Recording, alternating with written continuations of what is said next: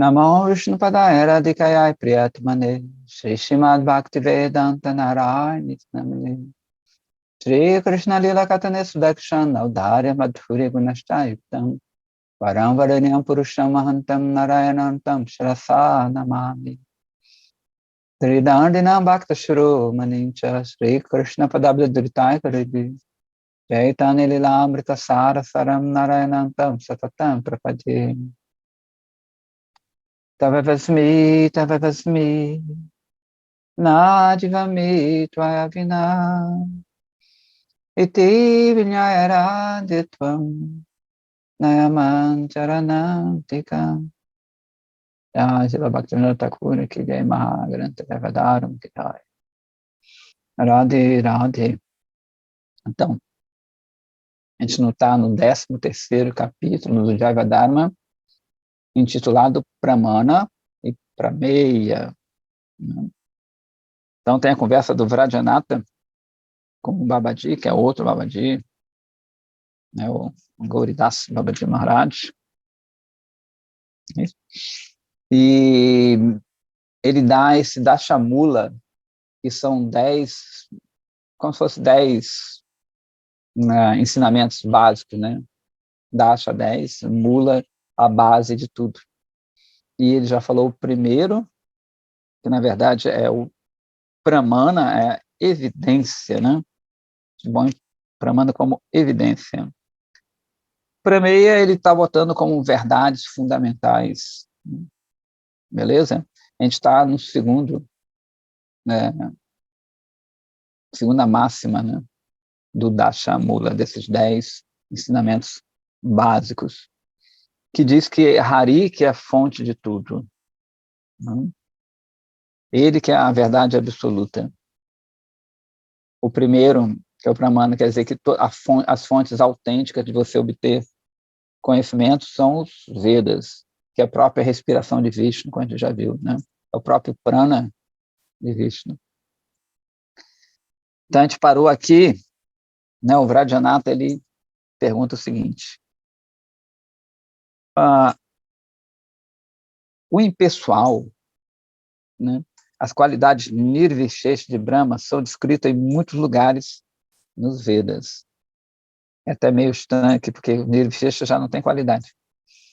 E no fim dessas descrições, o mantra Om Shanti Shanti Hari Om é sempre usado para descrever a verdade suprema, a causa de todas as causas, Sri Hari. Quem é este Sri Hari? Eu não sei se vocês assim lidam com o pessoal do yoga, né? Mas eu, como vendo artigos e indianos, agora nem muito assim, mas eu sempre frequentei muitos lugares de yoga, né? E no fim sempre tem isso: Hari, Hari, Hari Om, Om, Hari Om. Eles usam muito esse mantra, né? Om Shanti, Shanti, Shanti, Hari Om. Eles usam muito isso. Uhum. E é o que ele está falando aqui, né? Porque isso se encontra nos Vedas também. E ele fala, então, vem cá, quem é esse Sri Hari? Babaji fala assim, esse Sri Hari é, de fato, Chitta Lila Mituna, ou seja, a forma combinada de Radha e Krishna. Mituna vem de Maituna, que é pode ser um intercurso sexual, né? A junção de dois seres, feminino e masculino. Aqui ele botou como combinada, né? Como junta. E Chit Lila, né? A forma combinada de uma brincadeira lúdico-transcendental, né? Que faz atividades transcendentes. Aí o Vrajanatha falou, eu vou perguntar sobre esse tema mais tarde, que é mais complicado, que ele vai ver lá para o final do Jayavadharma. Agora, por favor, me diga como é que Paramatma, o Criador do Universo, é uma manifestação parcial de Bhagavan. Babaji fala assim. Permeando tudo com suas qualidades de Aishwarya e Virya, Aishwarya é opulência, Virya é algo heróico, assim. e criando todos os universos, Sri Hari entra em cada universo por meio do sua Amsha. A gente chama uma manifestação parcial de Vishnu. Cada Amsha, cada parte dessa de Bhagavan sempre permanece completa. Nenhuma delas nunca fica incompleta. Aí ele cita aquela invocação das Upanishads, né? Om Purnanadav Purnamidam Purna Purna Udachyate Purnasya Purnamadaya Purnaeva Vashishyate. Vê que repete muito, né? Om Purnanadav Purnamidam Purna Purna Udachyate Purnasya Purna. Né? Ele está enfatizando que essas expansões dele são sempre completas. Em geral, quando eles se repetem muito, né, pode até ficar meio feio para a gente, mas é no sânscrito, tudo, eles dão essa característica de enfatizar um tema, alguma coisa. Tá? E fala assim, o Avatari Purusha, ou seja, a origem de todos os avataras, né, que a gente sabe que Avatari é a origem de Avatara. Né? Krishna é chamado de Avatari. Ele não é Avatara, né? Ele é a fonte dos avataras. Então, o Avatari Purusha é completo e perfeito. Por ele ser assim, completo e perfeito, todos os avatares que emanam deles também têm essa mesma qualidade. Né? São completos e perfeitos. Todos que emanam desse supremamente completo, também é completo. Olha como é que eles repetem. Mesmo se o completo é subtraído do completo, ele continua completo. De forma nenhuma, este Parameshwar experimenta alguma diminuição. Né? Então, mesmo ele se expandindo em trilhões e quatrilhões, na verdade, está sempre expandindo, ele permanece sempre pleno. E todas essas partes, elas são plenas em si mesmas. Então, não há diminuição, né, como no mundo aqui. Então, ele continua. Portanto, o todo completo Vishnu, que entra no universo e o controla, é certamente a super-alma, que a gente traduz, né? Super Soul, Paramatma, a alma suprema, que é, como é que chama? Permeia tudo. Este Vishnu tem 3 formas, Karanodakashai, Kshirodakashai e Garbhodakashai Vishnu. Karanodakashai Vishnu, que é uma manifestação parcial de Bhagavan, situa-se no oceano causal, né? Da Karana, quer dizer, justamente causa, ou o rio Viraja.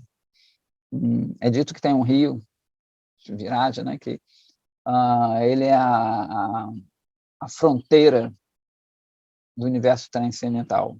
Se você atravessa o rio Viraja, não é bem assim não, mas só para a gente ver, você está no outro lado, está no mundo transcendental. Desse lado para cá do Viraja é o mundo material. Então, de novo, esse Karanodakashai, que é uma manifestação parcial de Bhagavan, situa-se nesse oceano causal, ou o rio Viraja, que se estende entre os mundos Chit e Maika, ou seja, um transcendental e o mundo de Maya. De lá, ele lança sobre Maya, a gente já falou sobre isso, né? O seu olhar, que está situado muito distante ao mundo. E por este olhar, o mundo material é criado.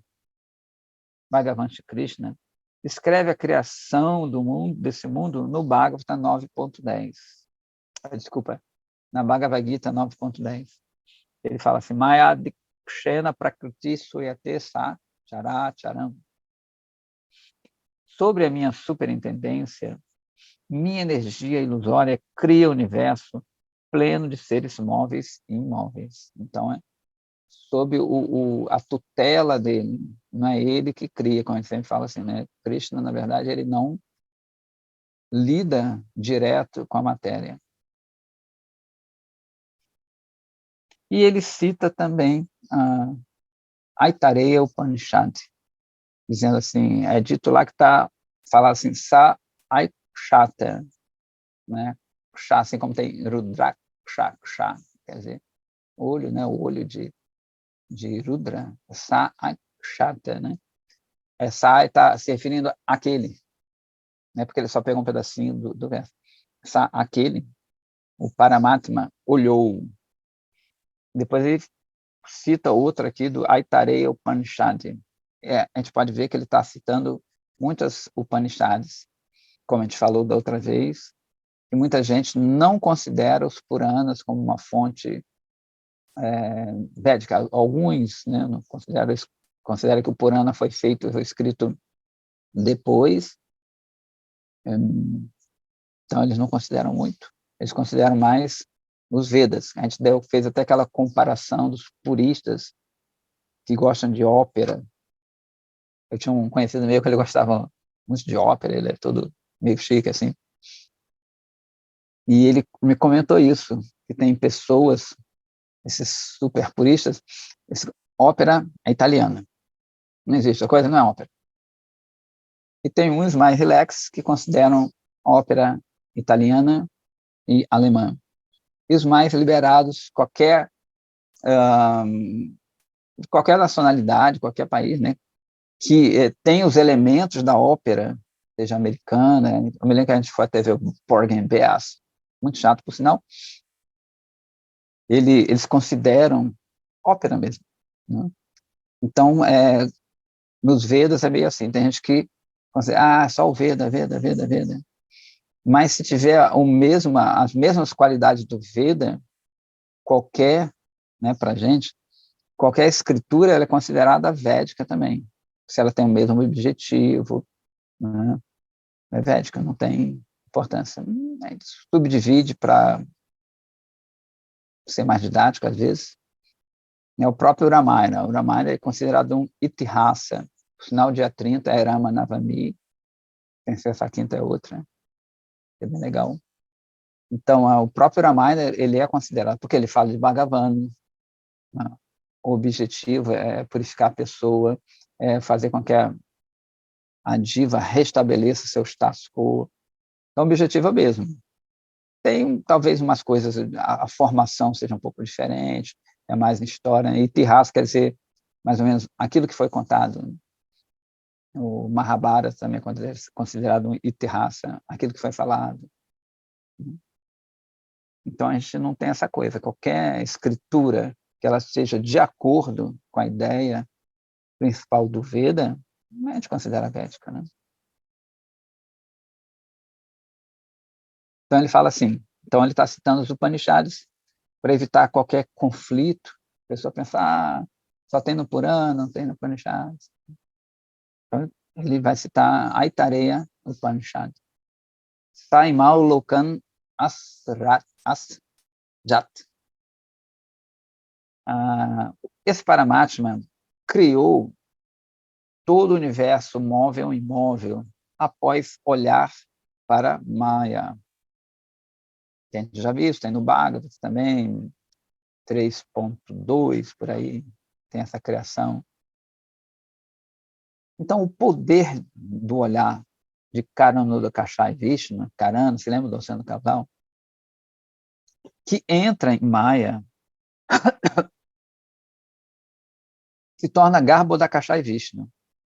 E os átomos localizados nos raios, né, desse olhar transcendental de Mahavishnu, que é outro nome desse Karanodakasha e Vishnu, são as almas condicionadas. A gente também já falou assim várias vezes aqui, né, que quando ele olha, nesse olhar dele, grosso modo, tem as divas, os seres individuais estão ali. Então, ele começa a injetar-se na matéria-vida, né? E o coração de cada diva, no coração de cada diva, Ishvara está situado numa expansão do tamanho de um polegar, chamado Kshirodakashai, né? Kshiro, né, vem de leite, também conhecido como Hiranyagarbha. Na Shvetashvatara Upanishad é dito assim, Dva Suparna Sayuja Sakaya. A diva e Paramatma estão no coração da diva. Estão no coração da diva como dois pássaros no galho de uma árvore. Né? Isso tem na Gita, também fala isso, que eles imaginam a árvore como se fosse o corpo, né? Tem as frutinhas, e num galho existe o Paramatma, né? Eles comparam a dois pássaros, o Paramatma, que é a alma suprema, e a Divatma, que é o ser individual. Então, a Divatma é um passarinho que está comendo as frutinhas, e o outro só está observando ele comer as frutinhas. Né? As frutinhas são as ações que ele está fazendo, e o Paramatma, ele também muitas vezes chamado como testemunha. Ele fica só testemunhando, ele não interfere. Porém, dito que quando esse pássaro, ele meio que tem, isso agora é meio, tá? Tem uma dorzinha de barriga ali, de comer as frutinhas, ele olha para o lado e vê Paramatma. Aí diz que Paramatma interfere, né? Quando ele se volta para Paramatma, que é também chamado de Chaita Guru, né? O guru interno. Ele lança, Paramatma começa a indicar um guru externo.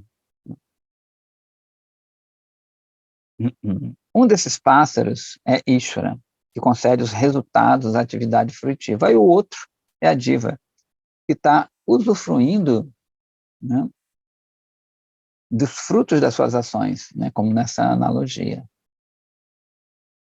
Sri Bhagavan expressou esse tattva, né, esse conceito, essa verdade, como é dito na Gita Upanishad. É até interessante que ele nem botou Bhagavad Gita, botou Gita Upanishad, que a gente já falou também outro dia, mas sempre bom lembrar, que a Gita é um livro que é aceito, né, tanto pelos que aqueles aceitam só o Veda, como com aceitos do Purana. Ela é bem liberal, tanto que ela é chamada aqui Gita Upanishad ou Gita Upanishad. Então, ele cita a Gita, né, 10.41. Você deve entender, né, que ele está falando para Arjuna, que toda opulência, existência, esplendor e potência, elas vêm de uma parte muito pequena da minha opulência. Portanto, Arjuna, qual a necessidade de entender todos os meus atributos completos? Simplesmente entendendo que, por uma expansão minha, eu criei toda essa criação. Em inglês, às vezes, dá uma redundada, né? Não. Você tem que entender, simplesmente entenda isso, e que eu permeio tudo. Eu sou onipresente. Portanto, as qualidades divinas, tais como criação e manutenção do universo, estão manifestas em Paramatma, a manifestação parcial, chamada Amsha Swarupa, ou Parama Purusha Bhagavan. Então, quem lida com a criação, na verdade, nem é o Mahavishnu, né, o Karanodakashai Vishnu, e sim essa segunda expansão, que é ela que faz. O Karanodakashai Vishnu é meio que dá só o pontapé, né? Ele expande os universos e dá o pontapé para a criação. Aí ele se expande de novo, e aí sim. Isso é bem legal, isso aqui, né? Que é poucas filosofias, ou não sei se conhece alguma, que Deus ele não interfere diretamente na criação, ele não cria a matéria. Né? Sempre uma expansão, e uma expansão é uma expansão tanto quanto longínqua que cria. Né? Isso é interessante, porque destrói essa coisa do Deus injustiça, desculpa, Deus injusto, que recompensa ou pune, né? Não tem esse pensamento, ele vai levar a isso, né? Que ele não lida diretamente aqui, são outras forças, tudo bem que elas emanam da divindade, mas ele mesmo lida diretamente, né? Isso mostra cada vez mais a transcendência da divindade. A gente vai ver aqui, ele vai falar umas coisinhas que tem a ver com isso. Aí o Vajrayanatha fala assim, olha, eu entendo que Brahma, né, não confundir com Brahma, que é o ser, eu entendo que Brahma é a refulgência pessoal de Sri Hari, como a gente falou outra vez, né, que esse conceito de Brahma é o brilho corpóreo da divindade, é a aura da divindade. Então, eu entendo isso e que Paramatma é sua parte. Contudo, qual a evidência que Bhagavan é Sri Hari, é o próprio Krishna? Né? Como é que é Krishna ou é outro, sei lá. Babaji fala assim, Sri Krishna Bhagavan está eternamente manifesto em duas características. A Aishwarya, que é aquela coisa majestosa, rica, opulenta, e Madhurya, que é a doçura. Então, você vê que Krishna tem dois aspectos, tem um bocado, mas esses são mais importantes, né, que vão abranger outras coisas também, que é da sua opulência e da sua doçura. Né? Em geral, a gente, especialmente mais no mundo ocidental, no Oriente também, essa parte da doçura ela é um pouco esquecida, né? Porque ela é confundida com os sentimentos desse mundo. E a grandeza fica um pouco mais distante desse mundo. Né? A sua opulência, a sua majestade, seu poder. Então, em geral, a gente...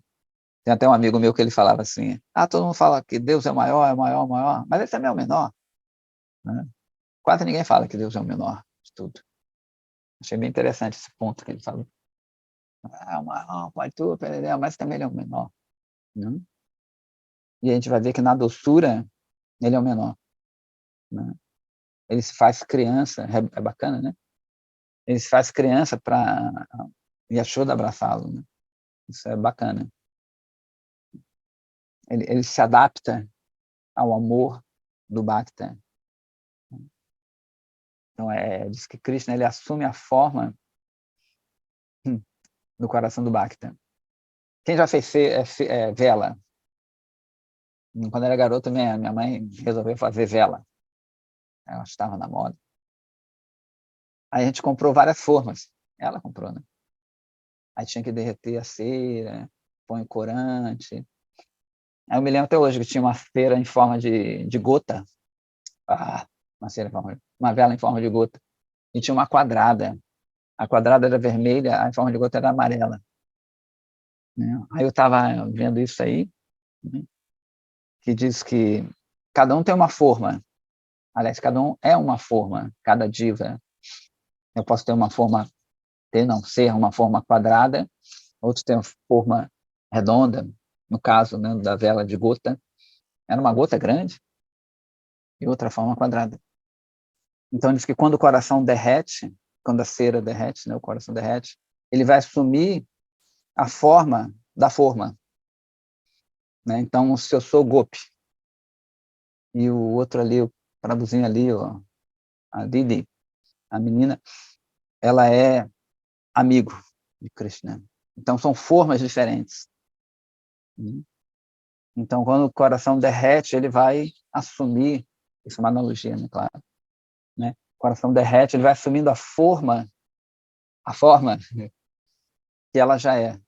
Então, cada coração tem uma forma. Tem uma forma. Que forma? Uma forma. Então, é mais ou menos assim. Eu me lembrei disso. Me lembrei fazendo vela.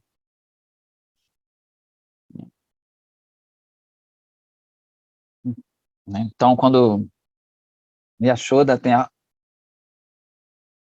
forma maternal e Krishna se adapta àquela forma. Para Yashoda, ele é sempre criança. Para o amigo, é sempre amigo, sempre naquela idade. Para as gopis, é assim, ele vai se adaptando. É resiliente. A característica de Aishwarya, né, grandeza, opulência, é Narayana, que é o mestre do céu espiritual, Vaikunta, e a origem de Mahavishnu. Né? Mahavishnu, ou Karanodakashai, ele surge de uma expansão de Narayana chamada Sankarsana.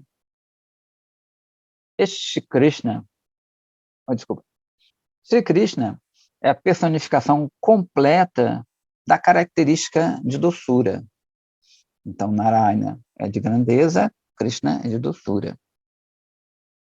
Infelizmente, todo mundo põe, às vezes, no mesmo pacote, né? Tudo é a mesma coisa, perdeu? Não tem essa divisão.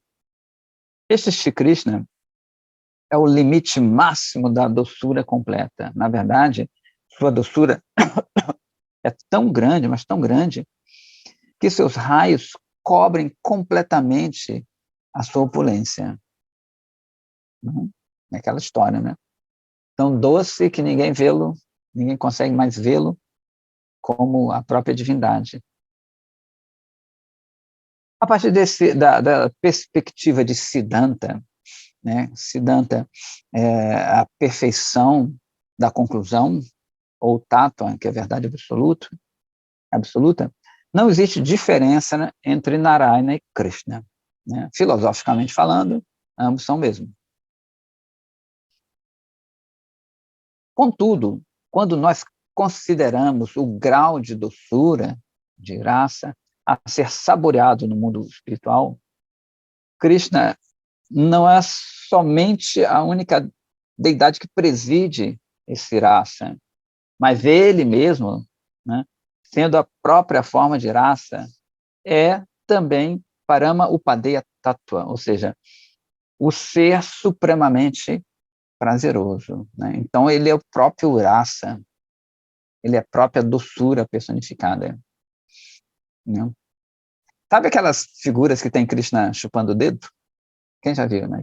Chupando o dedão do pé. Ele fica chupando o dedão do pé.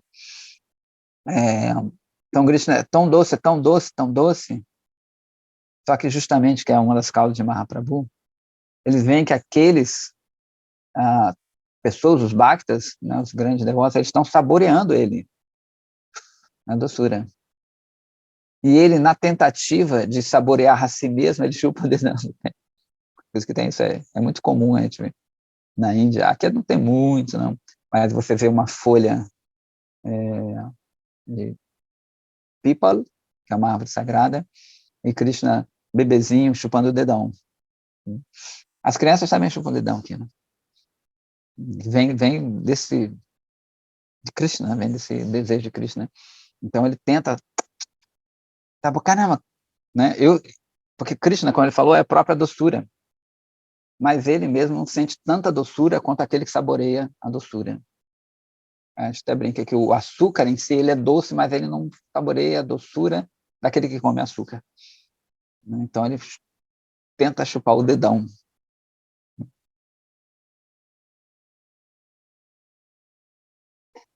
Encontramos evidência nos Vedas, Upanishads e Puranas que Krishna é só Bhagavan Sri Hari. Por exemplo, no Rig Veda, fala-se assim: eu vi um garoto que apareceu na dinastia de vaqueiros. Ele é infalível, ele nunca é aniquilado. Ele vagueia por vários caminhos. Algumas vezes perto, algumas vezes ele vai para longe. Né? Algumas vezes ele está belamente adornado com variedades de roupas. E outras, ele veste roupas de uma cor só. Dessa forma, ele repetidamente exibe seus passatempos manifestos e manifestos. Então, nos Vedas, Rig, Sama, Tara e Yajurveda, não tem descrições tão vívidas de Krishna, não é uma coisa explícita. Na verdade, ele nem cita o nome de Krishna aqui. Né? E ele também ainda cita a Chandogya Upanishad, né?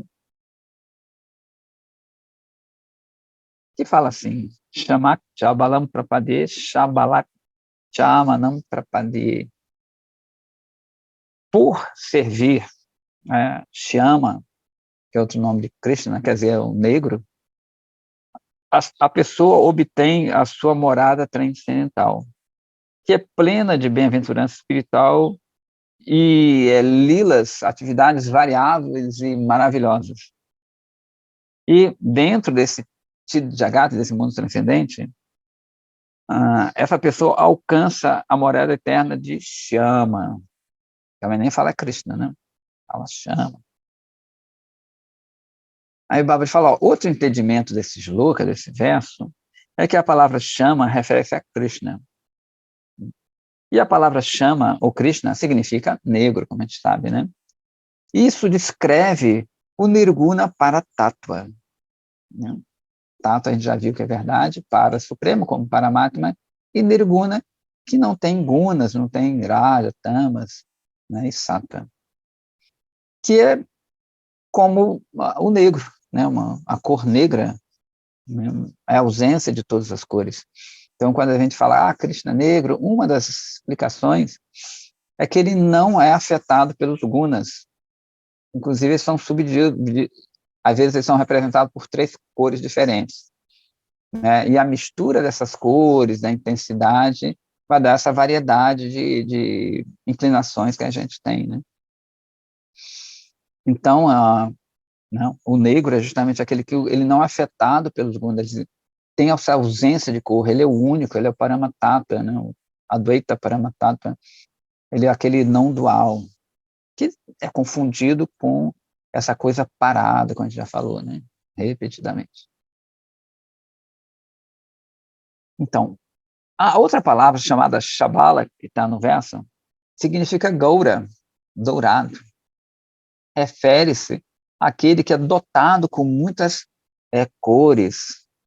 Olha, essas cores assim são um pouco assim, confundem um pouco, mas é que nem Radharani, às vezes ela é dourada, a gente sabe, mas eles chamam fair complexion, que é branca também, é uma cor clara, na verdade.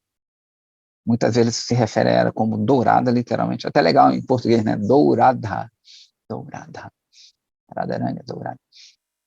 Mas também como aquela pessoa que não tem cor, cuja cor é branca, né? Assim como Krishna é negro, ela é branca nesse sentido, clara, que a gente já viu, a gente até falou sobre o disco de Newton, que é a junção de todas as cores nesse sentido branco, né? Você lembra? A gente falou do disco Newton, aquele cientista, ele fez um disquinho com várias cores, aí ele rodou né, foi muito veloz aquilo ali, e a cor branca aparecia ali. Né? Apesar de você não ver, só quando ela roda, né? Então, como Radharani, ela fica dizzy, de Krishna. Ela fica tonta. É como se todas essas cores estivessem rodando ali. Ou seja, as cores significam essa variedade infinita de servir a Krishna de qualquer forma possível, toda forma possível, né? Então, Radharani é como o disco de Newton. Em outras palavras, quando para Tattva, essa verdade suprema, é dotada com todas as qualidades transcendentais, ela é chamada de Gaura, que é Radharani. O significado secreto desse mantra é que uma pessoa alcança Gaura por realizar Krishna Bhajana. Beleza? E uma pessoa alcança Krishna por realizar Gaura Bhajana. Este e outros mantras descrevem as atividades das divas liberadas e perfeitas, mesmo após o estágio de mukti, né, de libertação. E ele cita também o Bhagavata 1.3.28, lá no comecinho, né? Fala, etecham sakalapam sa krishnastu bhagavan swayam. Aí ele fala assim, Rama, Nrsimha e outros avatares são porções ou porções plenárias. Isso é meio complicado, né? Que tem vários tipos, tecnicamente tem vários nomes. Amsha, Kala, Kala, que escalar, na verdade, que são expansões diferentes, umas tem mais, é até estranho, né? Dizer que é transcendente, o transcendente, Krishna, poderoso, um tem mais qualidades que o outro, ou qualidades diferentes, né? Então, na verdade, a medida são as doçuras, né, dessas expansões, que tem vários nomes, né? Expansão plenária, parcial, a Lila Avatara, tem várias subdivisões, né?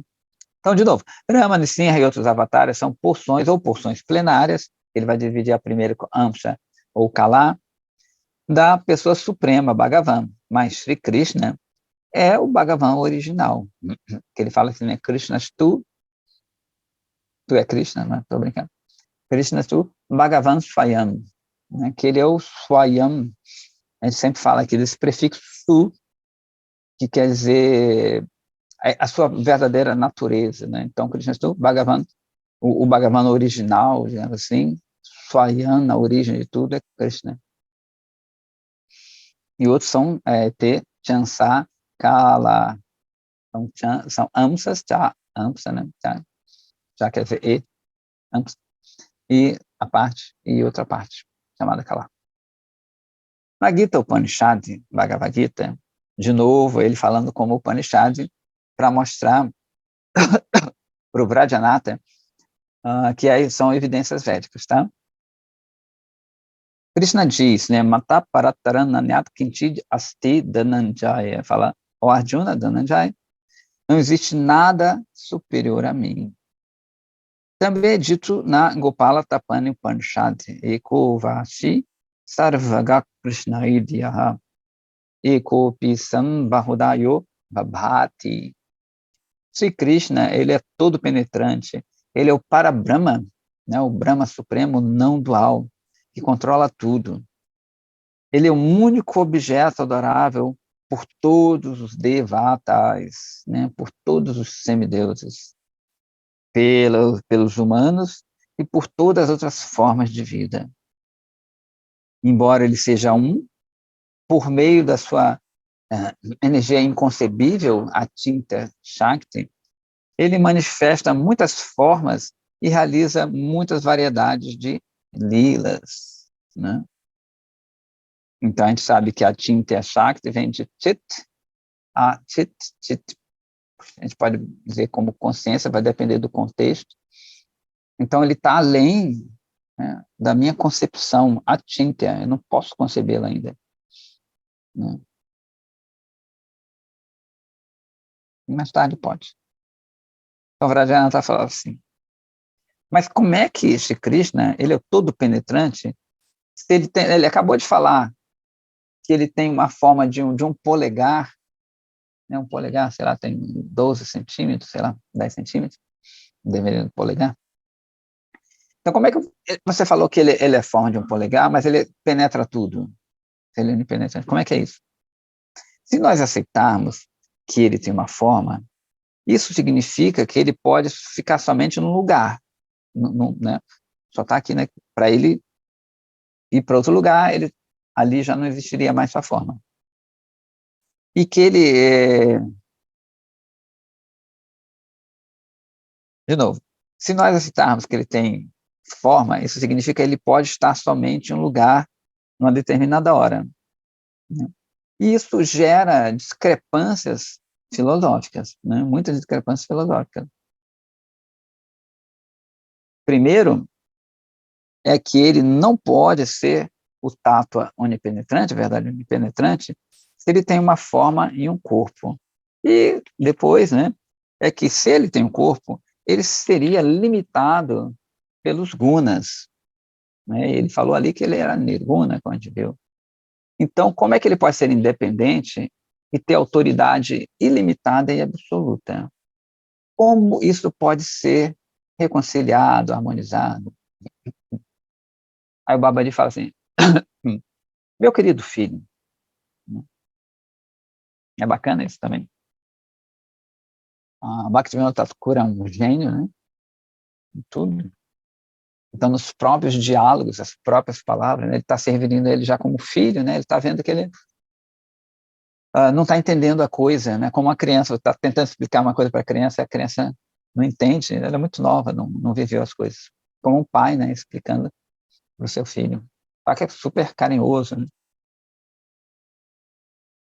Então, você agora está pensando assim, porque você está preso ainda pelas qualidades de Maia. Ou seja, você é muito jovem, não captou. Né? Eu sou mais velho. Assim, é bacana. Assim.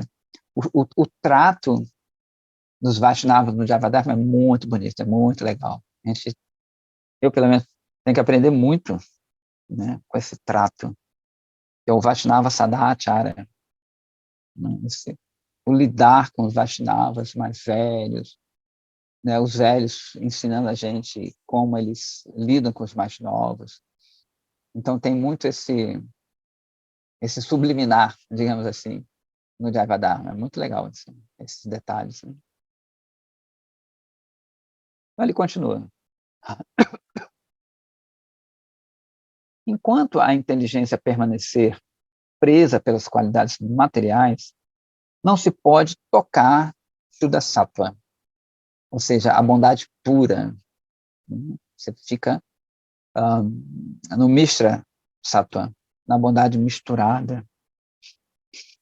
Se tal inteligência condicionada tenta exceder seus próprios limites, né, na tentativa de entender Shuddha Sattva, ele vai sobrepor as formas maíka, de Maya, e as qualidades sobrepor, né, Shuddha Sattva.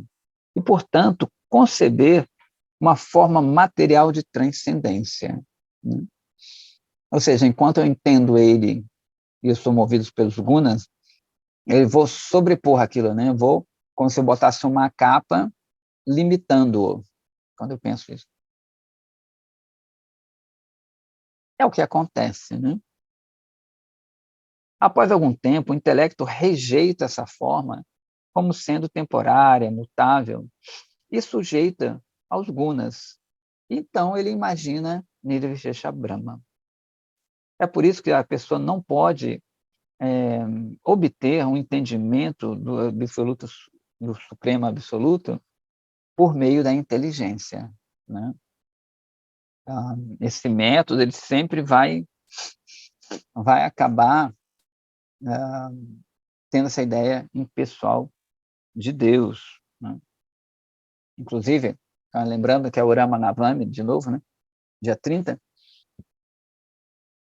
eu me lembro que eu estudei sânscrito numa escola aqui, que é a Advaita.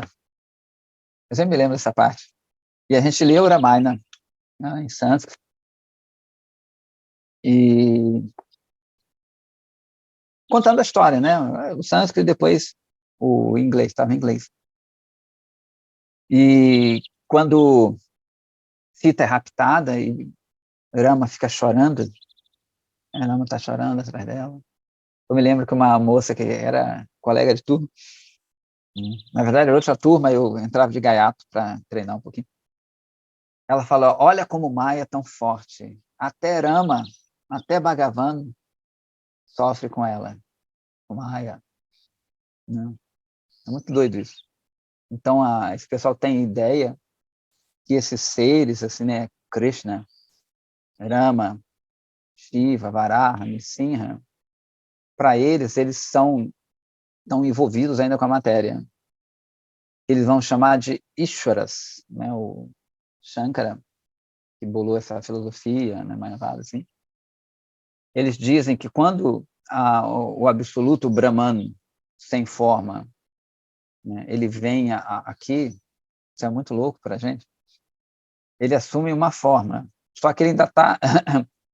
ele age um pouco com os gunas, mas quando ele some, digamos, um exemplo, Rama, ele age como um ser humano, ele sofre os gunas aqui, mas ele não reencarna, ele volta a ser Brahman de novo. Esse é o conceito de Shankara. Krishna vem, ele assume um corpo, que é a ideia que a maioria das pessoas tem. E ele age como ser humano. Só que isso é uma manifestação do Brahman. Por isso que Ishvara vai ser diferente de Diva nesse sentido, para eles, né? Vai ser como se fosse uma super diva que não se envolve na matéria. no sentido de renascer e obter karma, apesar dele ser influenciado pelo guna, em geral, sattva guna. É um conceito muito louco para a gente, né? A gente não consegue vislumbrar isso, né? Mas dá para entender muito isso também, é só para contextualizar isso aqui, né?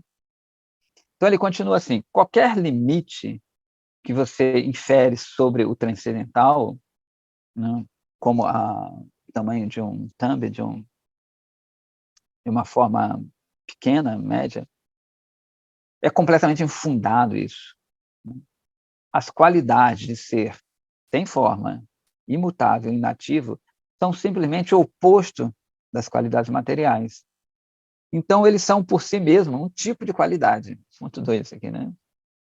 Então, é a qualidade de não ter qualidades.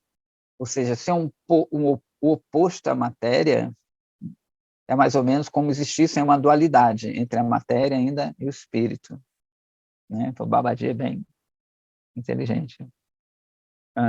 E é interessante também que a forma de Krishna, ela abrange a não forma, mas a não forma não abrange a forma de Krishna, a não ser dessa forma, muita forma, de Ishvara, como Shankara ele diz, né? Mas não numa forma transcendente.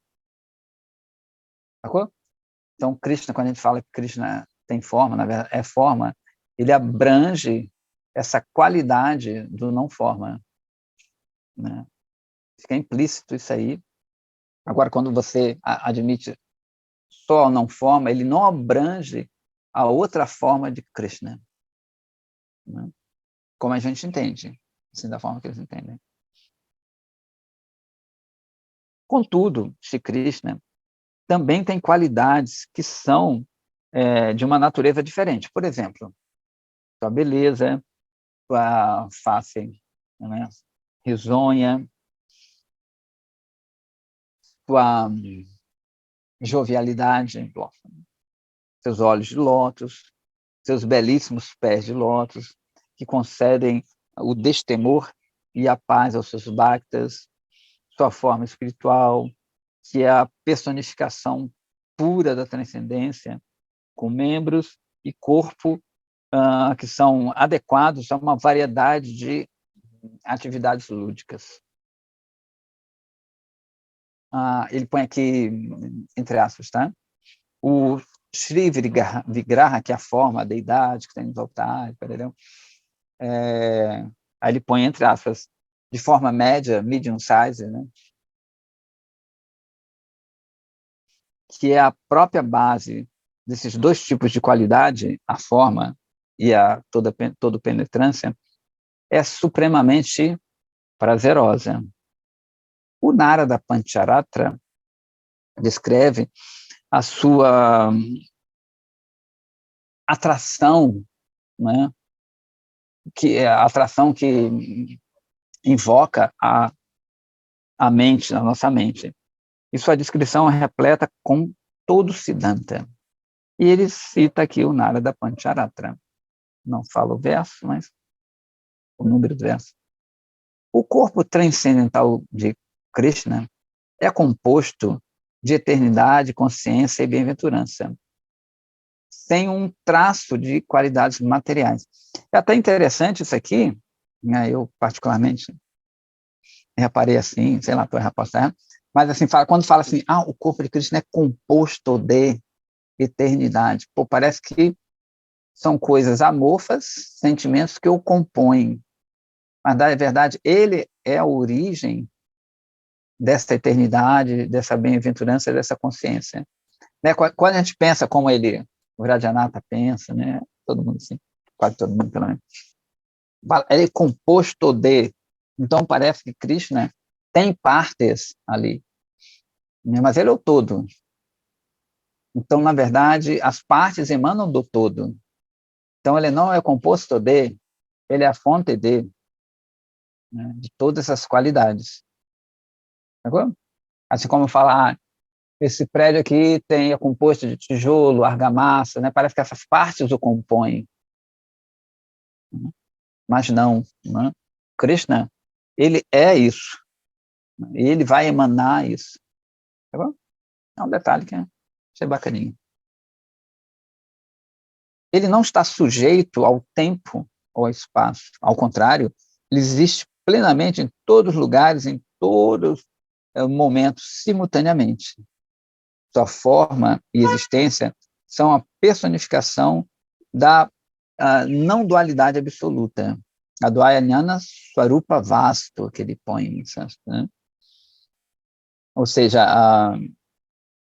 ele é o conhecimento não dual, né? A forma, o vasto, a substância, cuja Swarupa, cuja forma intrínseca de conhecimento, ela é não dual, né? Não existe essa dualidade.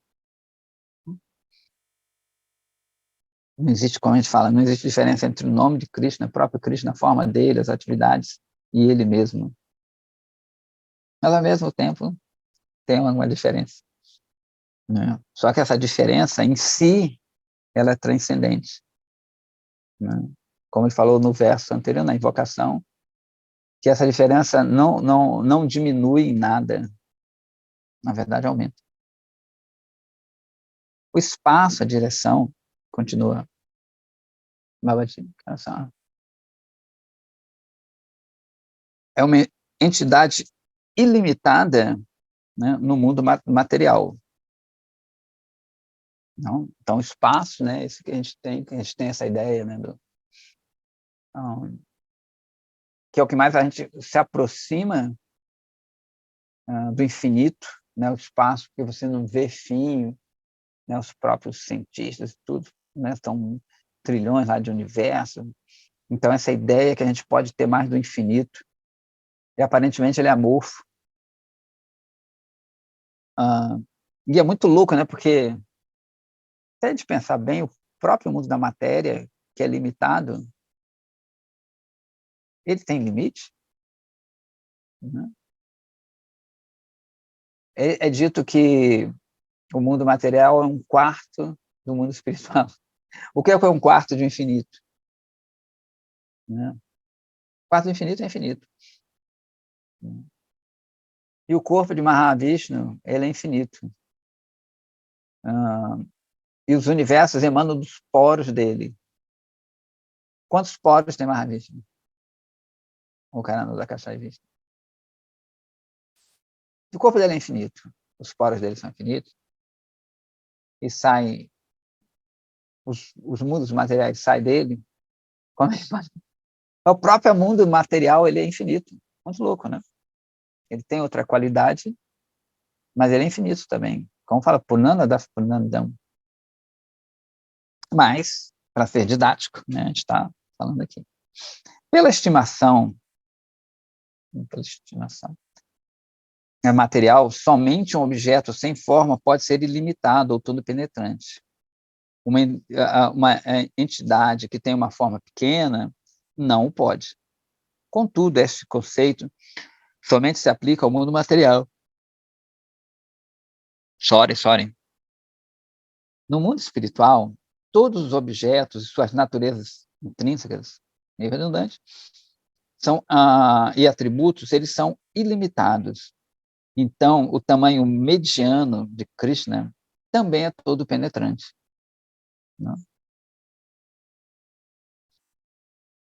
Não tem histórias que tem a deidade ali, que está num ponto, mas ela visualiza, ela aparece num sonho, ela aparece para uma pessoa santa, né, um bhakta puro.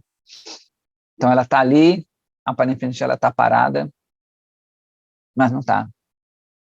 Ela pode aparecer de várias formas, né?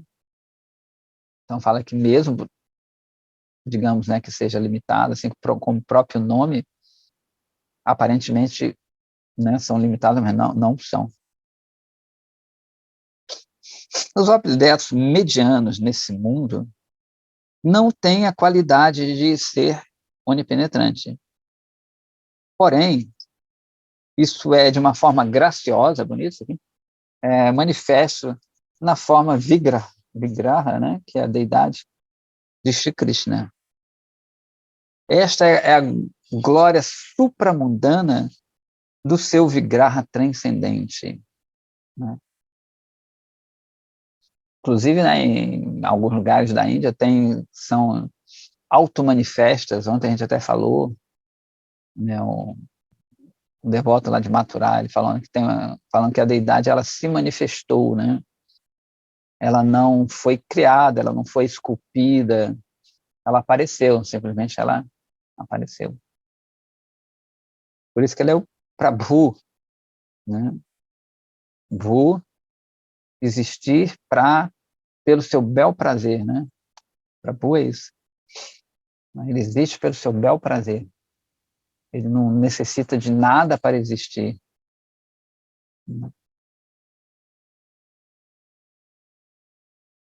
Tais glórias supramundanas, tais atributos gloriosos podem ser encontrados numa concepção do Brahma todo penetrante. Né? Substâncias materiais são sempre limitadas pelo tempo e pelo local. Se uma entidade está naturalmente além dos efeitos do tempo, ele é comparado ao céu todo penetrante. Por isso que fala que Deus está no céu, né?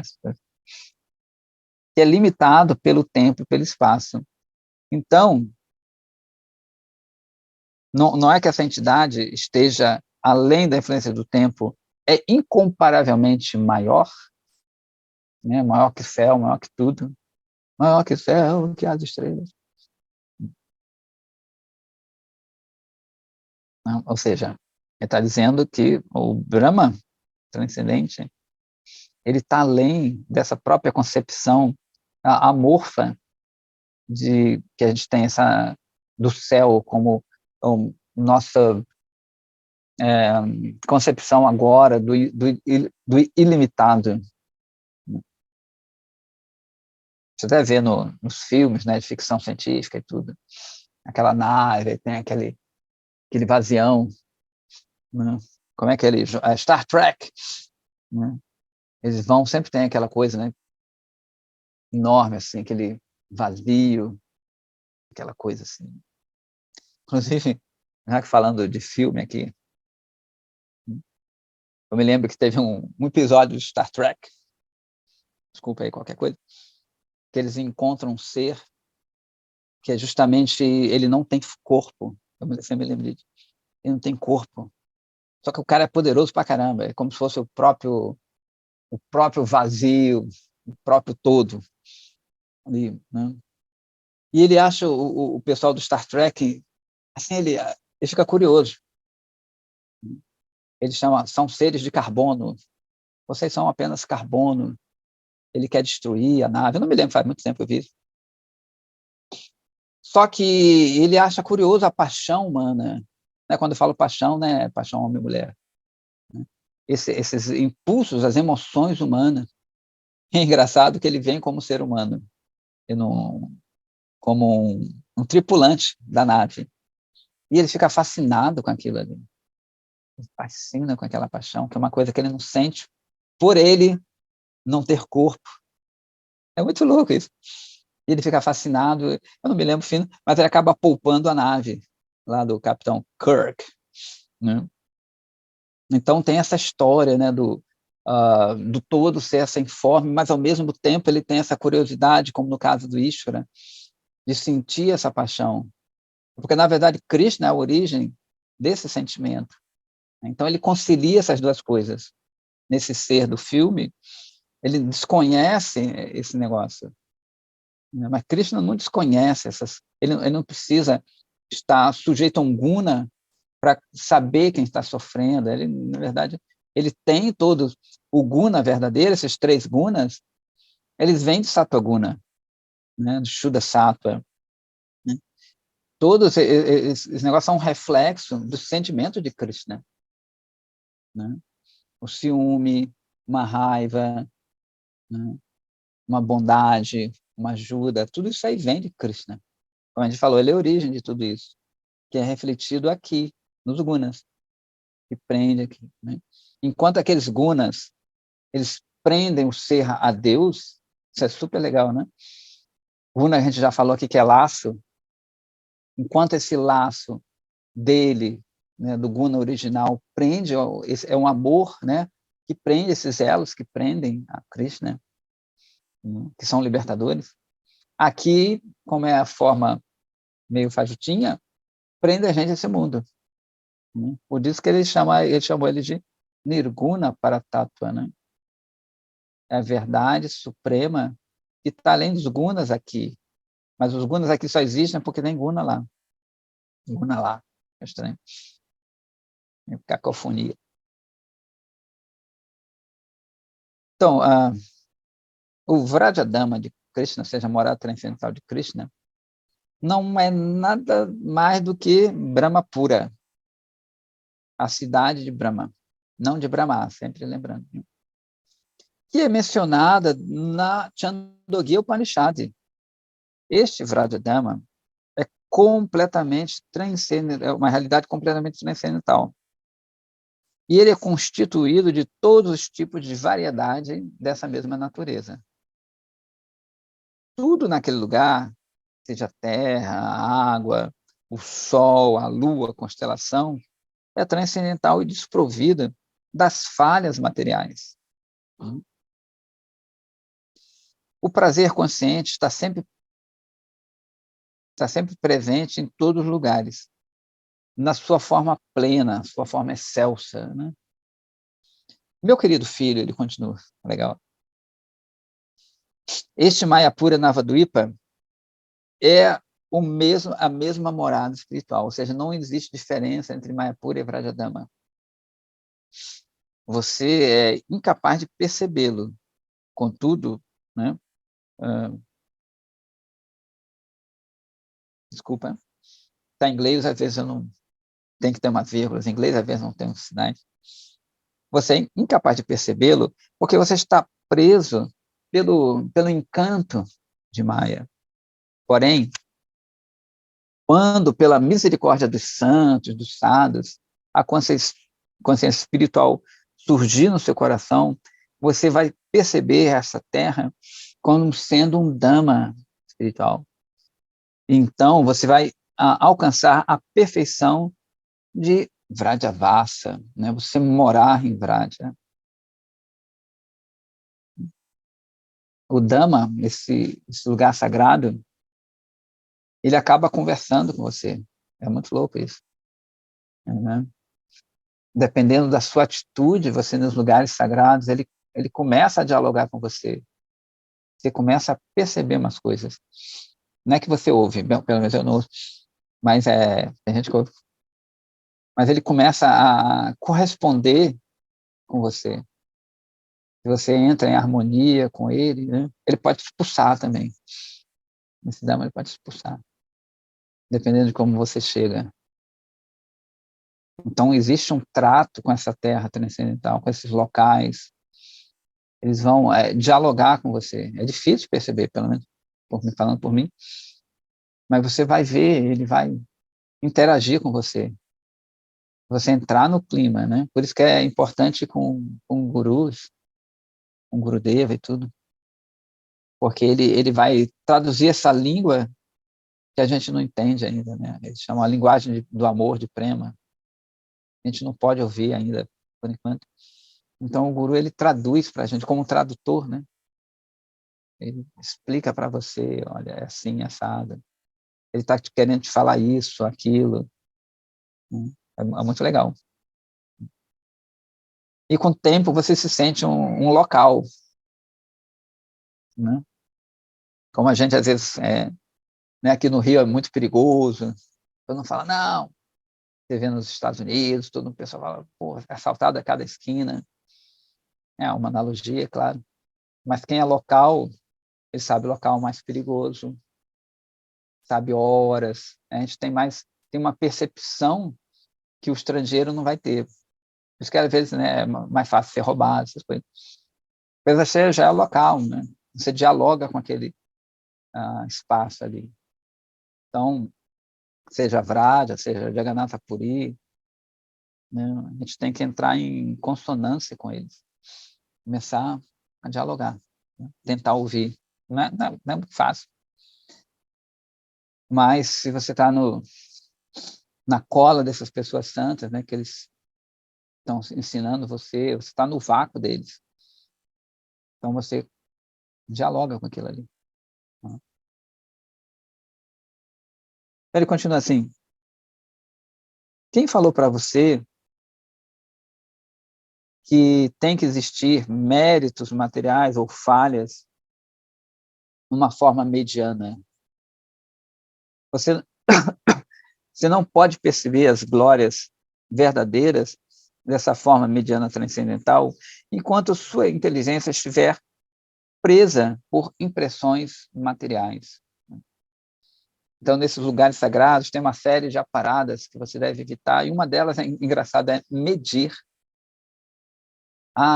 Vrindavan tem 64 coxas, é uma medida lá dele. Mayapura começa aqui e termina ali.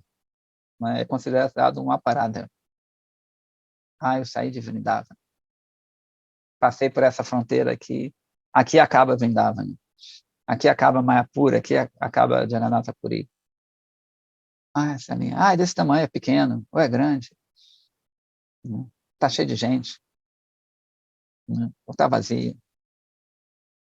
Tem macaco, não tem macaco.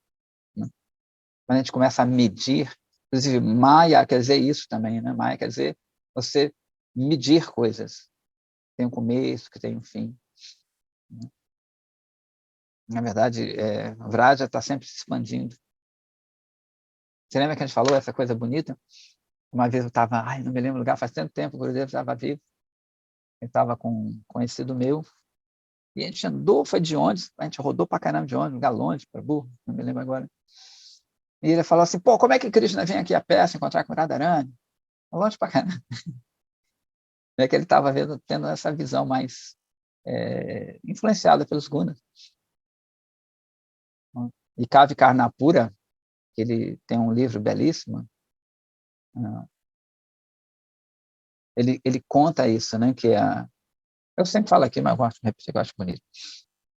Que Vraja, na verdade, qualquer lugar sagrado é como uma flor de lótus pulsante, e que tem vários lugares, e que quando Krishna está num lugar, né? Imagina, aqui tem minha mão, digamos que Krishna está no dedo mindinho, e Radharani está aqui, né? Quando essa flor está aberta, é muito distante. Mas como ela pulsa, o próprio coração de Radharani, ela, no pulsar dela mesma, no fervor de querer encontrar, ele vem que se fecha a flor de lótus, então uma pétala se encontra com outra. Então Krishna se encontra, fica ali, né, na sua lila transcendental. Aí quando vem a sogra de Krishna, tem algum perigo, ela se abre de novo. Né? Esse é um livro chamado Ananda Vrindavana Champu, de Kavi Karnapura. Muito bonito. Acho que está no top 5 para mim. Docíssimo, docíssimo, docíssimo. Então ele fala que esse é o pulsar, essa é a vida, é o coração de Vraja. Né?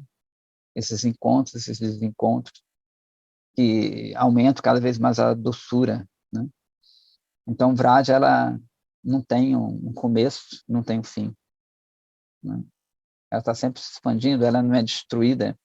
É dito quando tem a dissolução, né, de todos os universos. Vraja, esses lugares sagrados, eles são considerados como flor de lótus que ficam flutuando.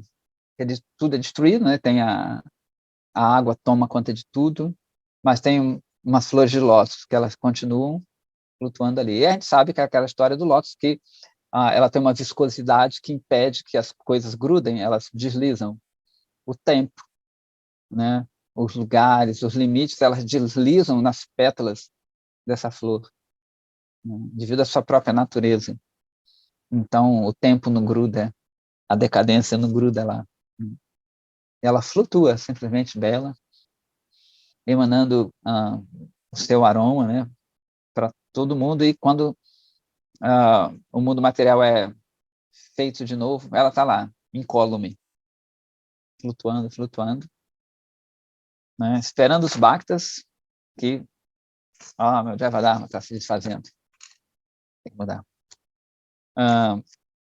Ir lá para sentir esse aroma, né, que emana das lilas de Krishna. Então, tudo muito bonito. A gente vai acabando por aqui. 7h42, se alguém quiser falar alguma coisa, não sei. Perguntar alguma coisa. Tá. Livre. Mani Manjari, tá aí. Kátia, Ananta, Prabham. Tudo bem, gente? Ótimo, Prabhu. Muito obrigado. Eu que agradeço. Ó, Prabhuzão tá elegantíssimo. Tudo bem, Prabhu. Hare Krishna. Deixa eu ir, André. Muito obrigada, Hare Krishna. Eu que agradeço. Dona Neida. Acho que eu vi a Neida com... Acho que é o marido dela, não tem uma foto, Dona Neida, com seu marido? Onde Sim. foi? No Facebook, né? Sim. Ah, então. Uhum. Beleza. Senão a senhora está elegantíssima, se me permite a ousadia. Está bem elegante. Então é isso aí. Obrigada. Segunda-feira teremos mais. Ah, amanhã tem um... O pessoal fez um grupo, não é? Família... A Chitra sabe. Família Chaitanya Mahaprabhu, né? E vai ter, às terças-feiras, 19 horas, a gente vai estudar o Shikshashtakam, que são aquelas outras preces. Depois a gente passa aí quem quiser também assistir, a Chitradia aí, com seus cabelos desalinhados.